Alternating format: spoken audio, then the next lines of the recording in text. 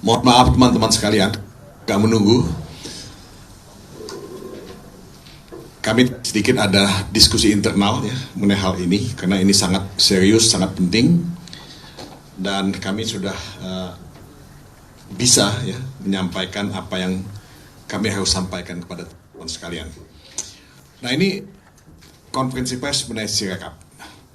Dan Sirekap ini kalau kita melihat pemberitaan di media, apalagi di media sosial, itu banyak sekali yang mengindikasikan kecurangan-kecurangan yang menggerus integritas pemilihan umum itu sendiri. Nah, kalau ini dibiarkan, ini akan semakin merusak integritas pemilu itu. Nah, kita melihat dalam media sosial, dalam media, ya, salah satunya adalah penggunaan Sirekap yang cenderung menguntungkan paslon nomor 2 dan merugikan paslon nomor 3. Ya. Ini yang paling banyak kita temukan dalam pemberitaan-pemberitaan, terutama di media sosial, disertai dengan video yang kita bisa saksikan, dan kami berpendapat bahwa hal ini sangat tidak sehat dan sangat tidak fair dan mengancam ya, pemilu dan pilpres yang jujur dan. Nah, saudara-saudara, saya punya banyak pasukan yang lengkap di sini yang bisa menjelaskan lebih teknis, lebih detail kalau diperlukan nantinya.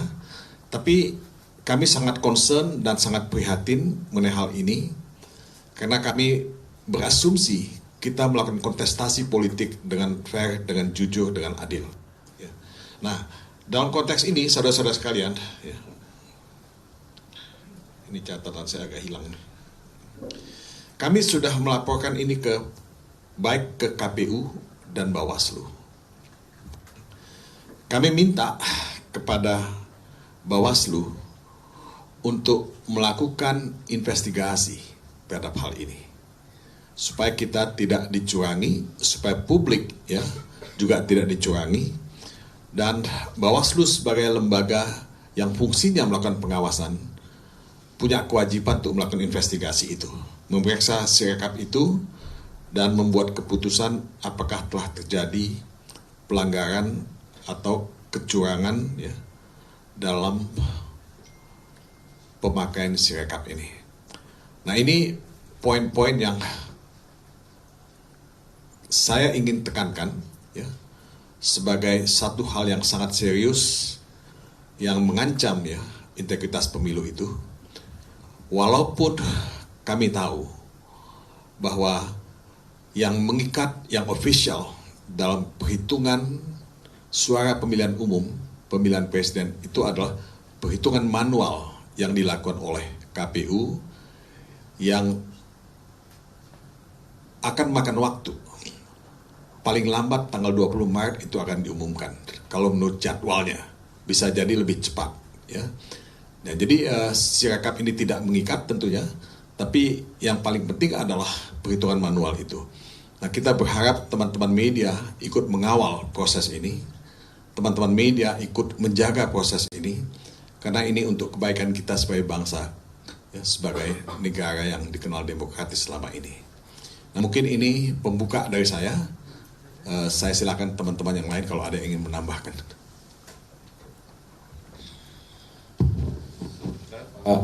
Firman. Kami meneruskan yang disampaikan oleh Bang Todong. Keseriusan TPN untuk mengingatkan KPU sekaligus Bawaslu, kami udah mulai sejak awal. Tanggal 12 Februari 2024, jadi 2 hari sebelum hari pemungutan suara dan penghitungan suara, bahwa ada kejanggalan yang serius dengan Sirekap ini. Dan Sirekap ini itu menunjukkan ada pelanggaran sistematis, terstruktur, dan masif. Contohnya kami ulangi kembali ya. Waktu simulasi itu, kalau simulasi secara konvensional, 01 dapat 90, kemudian ya 02 juga 93, kemudian 03 93. Tapi di Sirekap 01 tetap 93, kemudian 02 97, kemudian 03 turun bahkan menjadi 92. Ini salah satu contoh Sirekap yang manipulatif terhadap hasil yang sesungguhnya. Nah, terbukti pada hari pemungutan suara, Sirekap ini melakukan 3 hal. Yang pertama adalah ada bahkan yang belum diinput dari hasil TPS yang sehasil itu bahkan sudah nampak di Sirekap. Artinya mesinnya sudah berjalan sedemikian rupa, sudah terencana. Angka berapa, untuk siapa, dengan cara apa. Yang kedua, yaitu melebihi anggota daftar pemilih tetap. Rata-rata itu kan DPT 300. Ini ada yang 800, ada yang 700. Kami udah catat di sini sampai ratusan contoh-contoh ya, dan kita rumuskan.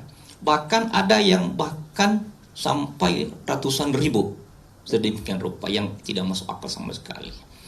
Nah, yang ketiga yaitu ada juga memang di bawah 300, tapi kecenderungannya secara serius itu menambah menguntungkan 02. Nah, pesan kami adalah, pengingatan kami kepada KPU dan Bawaslu, bukan soal suara nominalnya, tapi hak kedaulatan rakyat ini. Kita harus selamatkan, kita harus jaga. Jangan dilihat soal perbedaan angka, perselisihan suara semata. Tapi itu dirangkaikan dengan upaya sistematis untuk melakukan pelanggaran manipulatif terhadap hasil perolehan suara ini. Ini pesan moral yang kami suarakan sesungguhnya. Demikian, Mas Tommy. Ya, terima kasih Pak Firman. Silakan Pak Karani atau silakan. Oke, saya mungkin ingin menambahkan sedikit dari si yang lebih teknis ya, teman-teman. Saya sebelum ini juga memiliki background di teknik. Tes. Yang pertama begini, saya kira Sirekap dan sistem online KPU memiliki fungsi dan peran yang sangat strategis untuk menjamin adanya transparansi dari data suara dan menghindari ada banyak tuduhan, dugaan terjadi kecurangan pemilu di level yang terstruktur, sistematif, dan masif. Dengan keberadaan sistem online ini, karena itu semua tim paslon, termasuk teman-teman yang bergerak di pengawasan pemilu, itu bisa melakukan pengawasan sampai ke level mikro, di level formulir C1. Nah, kita tidak menginginkan ada sebuah situasi di mana transparansi ini dihilangkan. Karena apa? Karena itu tadi, kita menginginkan sebuah pemilu yang transparan, sehingga dugaan-dugaan atau tuduhan-tuduhan apakah terjadi manipulasi, rekayasa, bahkan pemalsuan formulir C1 itu dilakukan, itu bisa di cross-check oleh semua stakeholders di pemilu ini dengan membandingkan formulir C1 yang sekarang sudah dimiliki oleh berbagai stakeholders dengan formulir C1 yang akan dijadikan basis penghitungan suara oleh KPU. Kita tidak menginginkan bahwa KPU nanti akan mengumumkan hasil di level agregat tanpa kita bisa mengecek secara detail di level yang mikro bahwa semua formulir C1 yang menjadi dasar penghitungan agregat dari real count KPU itu bisa diverifikasi satu persatu. Nah, itu yang saya kira menjadi salah satu desakan terpenting dari TPN Ganjar Mahfud, karena kami yakin bahwa transparansi data sampai ke level formulir C1 itu akan sangat menentukan legitimasi dari pemilu ini ke depan, dan juga untuk memberikan kesempatan yang sama bagi semua tim, termasuk stakeholders, termasuk teman-teman yang bergerak di level pengawasan pemilu, untuk melakukan pengecekan memvalidasi kesahihan data sampai ke level yang mikro di formulir C1 gitu ya. Nah, itu yang pertama. Lalu yang kedua, kami memang melihat ada banyak sekali kejanggalan yang seharusnya tidak terjadi, apalagi di level negara gitu ya. Saya kan bergerak sebelum ini di level swasta, di level teknologi. Salah satu sumber yang dipersoalkan secara masif oleh netizen, oleh kita semua, oleh media, itu adalah bagaimana sebuah teknologi yang digunakan oleh Sirekap, itu kan ada dua teknologi ya. Kalau sepengetahuan saya gitu, satu adalah teknologi OCR atau Optical Character Recognition dengan OMR atau Optical Mark Recognition. OCR itu adalah sebuah teknologi yang bisa mengcapture dan kemudian mengkonversikan tulisan gitu menjadi sebuah teks digital gitu kan. Nah, lalu yang kedua OMR, kalau teman-teman lihat di C1 itu kan ada tuh yang berupa bulat gitu ya, bulatan-bulatan hitam. Nah, itu yang di capture oleh OMR. Nah, yang ingin saya tekankan, kenapa saya sebagai orang yang juga bergelut di dunia teknologi OCR dan OMR ini adalah teknologi yang bukan teknologi baru gitu. Itu teknologi yang sudah secara luas digunakan oleh industri digital kita, termasuk di perbankan, di e-money, dan lain sebagainya. Dan itu sebuah teknologi yang sudah mature gitu. Nah, kami, terus terang saya sendiri dan banyak teman-teman yang bergerak di dunia teknologi itu sangat terheran-heran bagaimana mungkin sebuah sistem yang dikembangkan oleh negara dalam sebuah event yang begitu penting, begitu sensitif, tetapi pemanfaatan teknologi yang sekali lagi ini bukan teknologi baru, teknologi yang sudah secara luas digunakan di mana-mana, bahkan oleh startup teknologi yang kecil, bisa sedemikian ngaconya gitu. Bisa sedemikian errornya bisa luar biasa tingginya. Nah, itu yang saya kira perlu teman-teman garis bawahi, bahwa ini yang melandasi tadi yang disampaikan oleh Bang Todung dan Bang Firman, bahwa ini yang harus kita kita telusuri ke depan dengan sangat serius. Apalagi tadi kita sudah mendapat semacam pengakuan dari Ketua KPU bahwa beliau meminta maaf ada kesalahan penginputan data sebanyak 2.331 atau 2.300 lebih ya, yang prosentasenya menurut saya tidak kecil, itu mencapai hampir 0,7%. Nah, karena itulah kami melihat bahwa ini persoalan yang serius. Nah, yang ketiga, kejanggalan yang ketiga adalah, sekali lagi ya, tadi saya ingin menggarisbawahi bahwa pemanfaatan teknologi digital itu sangat penting untuk menjamin adanya transparansi publik terhadap data-data tabulasi suara, termasuk formulir C1, supaya bisa divalidasi oleh seluruh stakeholders, tidak dimonopoli oleh KPU semata. Nah, kami terheran-heran juga kenapa kok bisa website KPU kemarin di hari pencoblosan dengan segala alasannya gitu bisa down seharian. Nah, saya juga bergerak di bidang financial technology. Buat kami atau buat kita yang bergerak di dunia financial technology, itu apalagi kita berhadapan dengan sebuah event sebesar pemilu yang memiliki sensitivity yang begitu tinggi, itu seharusnya hal semacam itu bisa dihindari. Kami yang bergerak di bidang teknologi tentu selalu menyiapkan, misalnya harus ada prinsip redundancy, bahwa sebuah sistem itu harus bisa dibikin redundant. Ada yang namanya disaster recovery protocol. Pada saat misalnya kena serangan, lalu kemudian ada sistem lain yang menjadi backup, dan ditetapkan biasanya sebuah SLA. Berapa menit, atau bahkan kalau di perbankan berapa detik sebuah sistem itu, misalnya pada saat dia down atau overload, lalu kemudian dia harus dialihkan ke disaster recovery site-nya, dan disaster recovery site-nya harus segera muncul gitu. Nah, ini saya kira ada banyak kejanggalan yang tadi saya sudah mengungkapkan, ada dua kejanggalan yang menurut kami kok bisa-bisanya terjadi di sebuah sistem online milik negara, di sebuah event yang begitu penting buat arah negara ini ke depan, yang sebetulnya sudah lama sekali diantisipasi oleh perusahaan-perusahaan swasta, bahkan perusahaan-perusahaan di level startup yang relatif kecil gitu. Nah, berdasarkan itulah, karena itu saya kira kami mendesak, apalagi tadi sekali lagi Ketua KPU sudah menyatakan bahwa ada 2.300 sekian kesalahan input, itu hampir 0,7%. Saya kira kita harus mendesak segera dimulai audit investigasi oleh pihak yang independen. Audit investigasi IT terhadap semua sistem online KPU end-to-end. Saya kira di Indonesia ada banyak sekali perusahaan-perusahaan besar yang memiliki pengalaman dan track record untuk melakukan audit di skala ini. Itu satu hal yang sangat mudah ditunjuk. Jadi saya kira, dan itu harus dilakukan oleh pihak yang independen. Lalu yang kedua, saya kira kita juga memiliki sebuah DPR.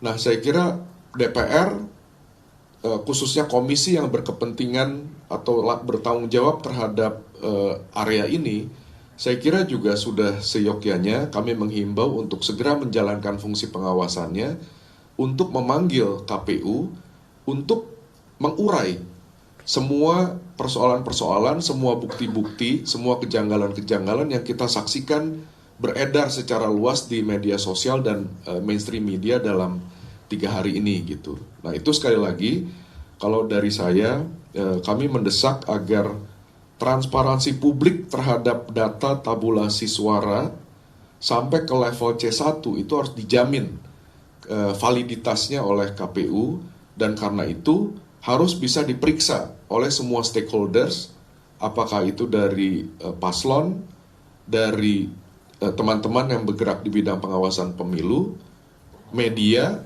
maupun dari netizen gitu. Itu yang saya kira satu hal yang sangat penting, yang saya kira harus dijamin oleh KPU dan segera diperbaiki, segera diaudit supaya kita bisa yakin bahwa pemilu 2024 ini berlangsung dengan legitimate berdasarkan data-data yang valid dan absah. Mungkin demikian dari saya. Mungkin Mas Bimo mau menambahkan? Silakan Pak, ada Bimo. Terima kasih.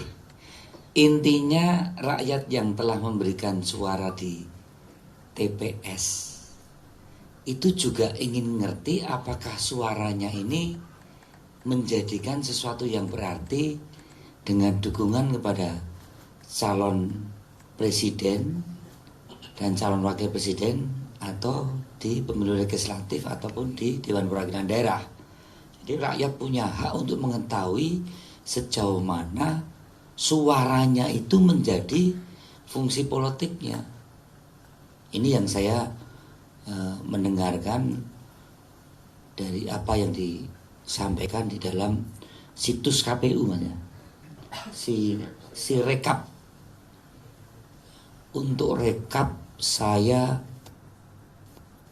sekali lagi pakai ilmu titen wong Jawa yang main-main dengan suara rakyat, suara di TPS itu bisa kena azab. Tidak percaya, buktikan komisioner KPU Bawaslu di tingkat pusat, kabupaten, kota, provinsi yang main-main dengan suara rakyat, benar ada yang kebeli. Tapi yang main-main dengan suara rakyat kena azab, tidak hanya menyalahi hukum, tapi juga dosa. Vox populi, vox dei. Itu saya orang Jawa 4 kali jadi panitia, jadi tim kampanye, termasuk 5 kali jadi anggota legislatif. Ini saya perlu sampaikan. Jangan macam-macam dengan rekap-rekapan manipulasi suara di KPU. Teman-teman sekarang buka track record dari seluruh pengurus KPU. Buka sekarang. Yang main-main nasib karirnya habis. Secara fisik ada yang mati. Karena ini urusan tidak hanya urusan duniawi, tapi juga urusan hak yang diberikan Tuhan. Jangan dimain-mainkan. Maka untuk itulah kami juga bertanggung jawab dari tim kampanye nasional ini untuk mengawal betul. Untuk mengawal betul. Saksi-saksi kami di daerah yang di hari ini harus menandatangani, banyak usulan-usulan untuk tidak ada penandatanganan di TPS, di KPPS. Ya. Rekapnya mungkin dia mengikuti, tapi proses dalam jalannya pemilu itu ada sesuatu yang dianggap tidak wajar atau anomali. Ya tadi sudah di diskusi kami. Ya. Banyak usulan-usulan untuk saksi-saksi ini tidak ada tangan. Banyak usulan itu.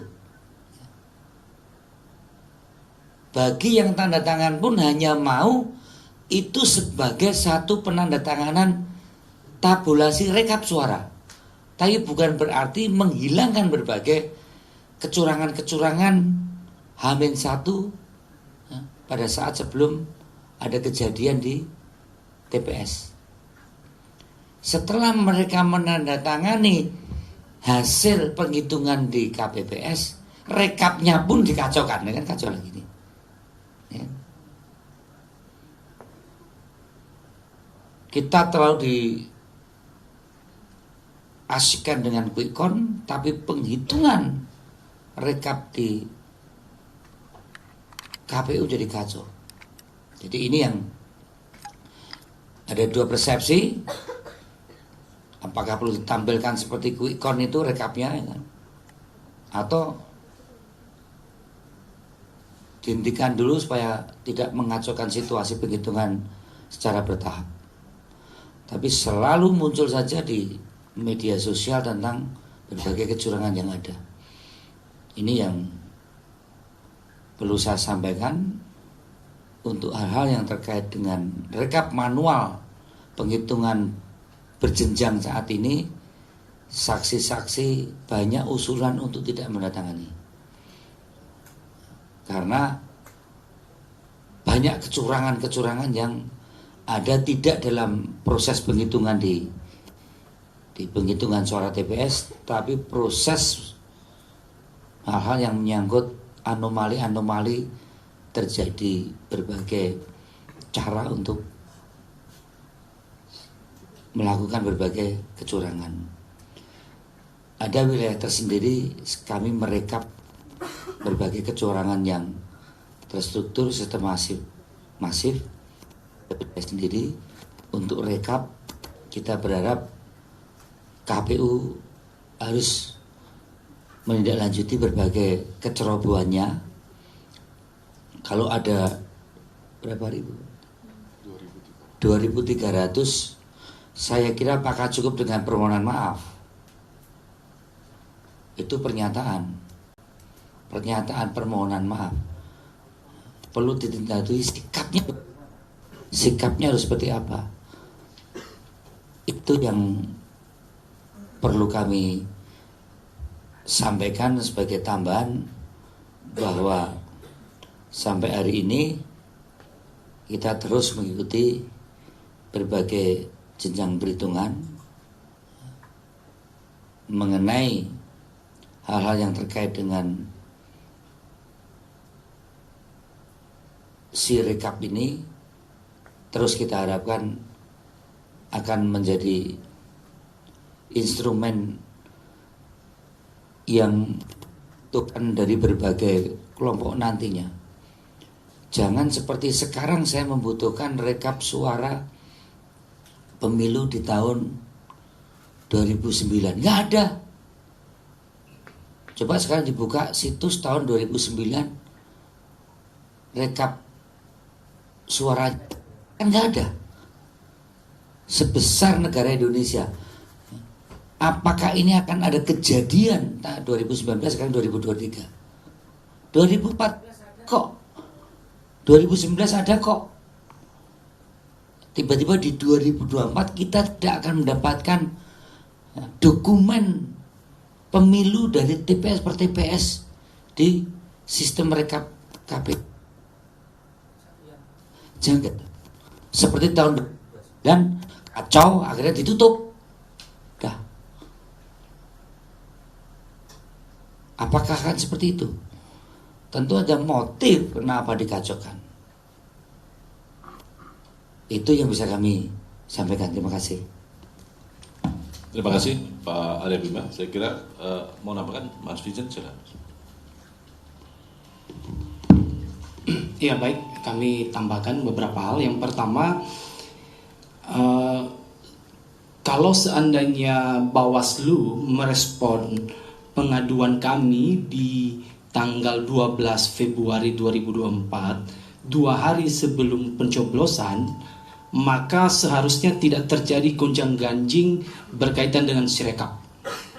Jadi kami cukup menyayangkan Bawaslu tidak merespon cepat pengaduan dugaan kelemahan yang terjadi di Sirekap. Mungkin kalau bisa dilihat bahwa kami dari tim pemenangan paslon nomor 3 yang duluan menyikapi ini dan duluan melaporkan di Bawaslu yang berkaitan dengan kelemahan yang terjadi di Sirekap KPU. Itu yang pertama. Yang kedua, di beberapa forum media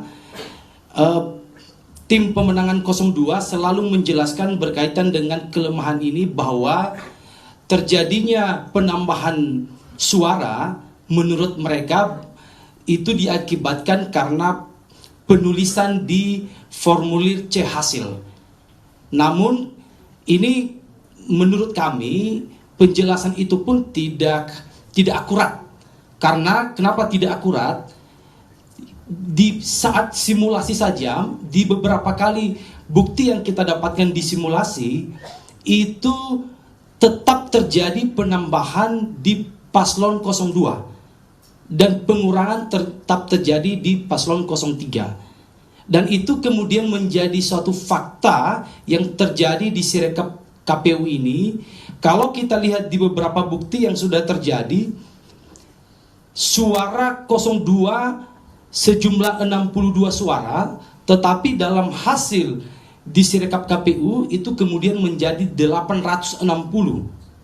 Ini bisa dibayangkan berapa kali lipat penambahan suara yang terjadi di paslon 02. Sedangkan di paslon 03 itu semakin turun. Nah ini tentu penjelasan bahwa itu diakibatkan karena penulisan di formulir C hasil, menurut kami ini sangat tidak tepat, begitu ya.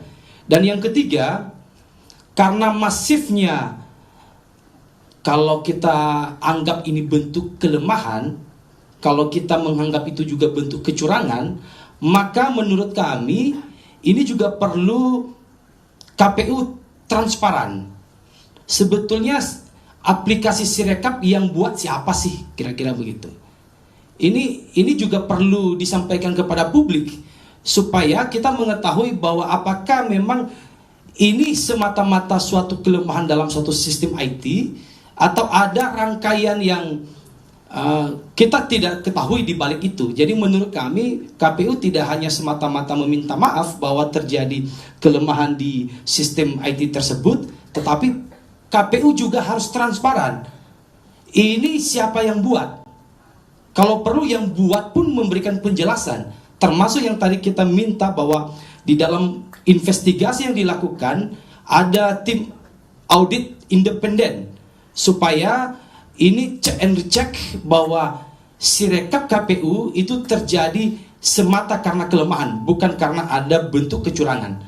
Karena kalau kita lihat secara terus-menerus bahwa yang terjadi penambahan itu pada paslon 02. Nah, itu yang perlu kami tekankan juga, bahwa ini memang tidak semata-mata hanya sekedar pada audit forensik saja, tapi ini juga harus transparan. Ini tim IT atau developernya ini berasal dari mana dan sebagainya. Jadi itu juga perlu menjadi penekanan dari kami. Terima kasih. Pak Vincent Yusmendrova, terima kasih. Masih ada lagi? Cukup ya, saya kira. Tambahan dikit aja, Mas. Silakan, Mas. Kawan-kawan media, setelah kita cermati dari berbagai proses sejak saya mendaftarkan tim kampanye pemenangan KPU,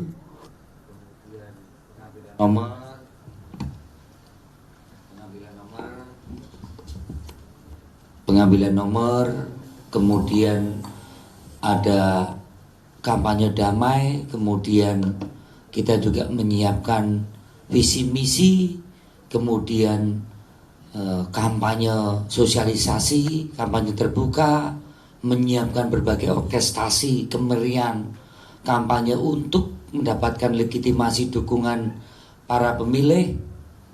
Dan kami sangat yakin pasangan kami adalah pasangan yang paling tepat untuk memimpin Indonesia. Kalau pemilu dilaksanakan seperti sekarang ini, terjadi berbagai orkestrasi, dari politisasi bansos, dari politisasi diskon pupuk, politisasi pengurusan sertifikat, penekanan kepada aparat desa, keterlibatan oknum-oknum aparat yang tidak netral, kemudian belum politik, belum manipulasi perolehan suara. Terus untuk apa kampanye? Untuk apa debat? Untuk apa tim narasi, tim substansi, tim para intelektual kita kumpulkan untuk menulis pertanyaan-pertanyaan debat? Itu tidak ada artinya semua pada saat di closing dengan berbagai tindakan-tindakan yang sangat di luar daripada prinsip-prinsip etika kita berdemokrasi. Saya tidak perlu lagi melihat perlu adanya pemilu kalau pelaksanaan pemilu semacam ini. Dan apakah menjamin nanti pilkada? Nggak perlu pilkada, cukup kepala desa ditakut-takuti dana desanya, suruh cari suara aja udah. Silakan teman-teman wartawan media mempersoalkan, apakah setiap periode pemilu akan semacam ini? Saya 5 kali menjadi tim pemenangan nasional. Kita melihat perlu tampilnya Pak Ganjar dan Mahfud, dari pakaian yang mendapatkan respon negatif dari netizen, kita rubah supaya menarik. Cara menjawab corrective action dari teman-teman media yang berkomentar, kita perbaiki sejauh mana respon publik. Itu nggak ada artinya semua. Termasuk sampai akhir-akhir rekap aja keliru. Apakah kita perlu ada pemilu? Hasilnya sudah diketahui. Cara memperolehnya banyakkan mana yang kampanye. Jadi saya melihat kalau situasi kondisi objektif selama kita berpemilu dengan seluruh tahapannya itu penuh manipulatif dan penuh keterlibatan berbagai oknum aparat, saya berharap tidak ada lagi pemilu. Tidak perlu ada yang namanya pemilihan kepala daerah, baik itu bupati dan gubernur bulan September. Sederhana, ancam saja itu kepala desa, ya, oleh oknum aparat, ya. Kemudian cari suara, lebih manjur tambahi uang aja. Selesai itu bupatinya siapa yang kita hendaki. Nggak ada visi misi, nggak ada kampanye debat antara kepala daerah. Tidak penting itu. Sehebat apapun kepala daerah itu berdebat, yang paling penting beli suara. Ancam itu kepala desa dengan dana desanya. Ini adalah satu proses demokrasi yang menjadi kemunduran kita. Dan pada saat seperti ini udah nggak bisa apa-apa lagi. Semua udah bicara soal penyusunan kabinet, bahkan media pun sudah terjerumus untuk bicara perlu koalisi atau oposisi. Tapi proses belum selesai. Semua udah bicara oposisi atau koalisi. Kita bicara by product atau by proses. By proses ini belum selesai. Ini yang perlu saya tekankan kembali, bahwa kita ingin demokrasi ini kita kawal dengan benar, ya, supaya konsolidasi demokrasi ini terus maju, menghasilkan pemimpin dengan sistem yang demokratis. Nah, saya melihat ada satu anomali-anomali yang itu membuat kita menjadi bangsa yang mundur dari aspek kita berdemokrasi. Terima kasih. Bang Ricardo,